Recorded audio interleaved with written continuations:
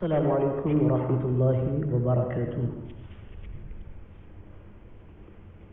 محترم سامعین حضرات، ماہ رمضان المبارک کی آمد قریب ہے، اور جیسے ہی ماہ رمضان شریف کی آمد کا وقت ہوتا ہے، سوشل میڈیا اور دیگر ذرائع کے ذریعے سے رسول کریم صلی اللہ علیہ وسلم کی طرف منسوب ایک من گھڑت حدیث لوگ پیش کرنا شروع کر دیتے ہیں اور کہتے ہیں کہ جس نے سب سے پہلے کسی کو رمضان کی خبر دی اس پر جہنم کی آگ حرام ہو جاتی ہے۔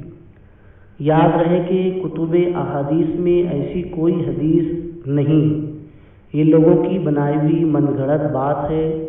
یاد رہے، جان بوجھ کر جھوٹی بات حضور سید عالم صلی اللہ علیہ وسلم کی طرف منسوب کرنا ناجائز اور گناہ کا کام ہے۔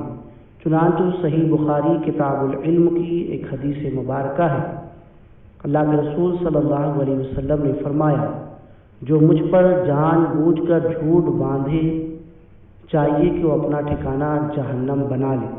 لہذا ہمیں چاہیے کہ بغیر کسی تحقیق کے کوئی بھی بات فوراً آگے نہ بھیجی جائے۔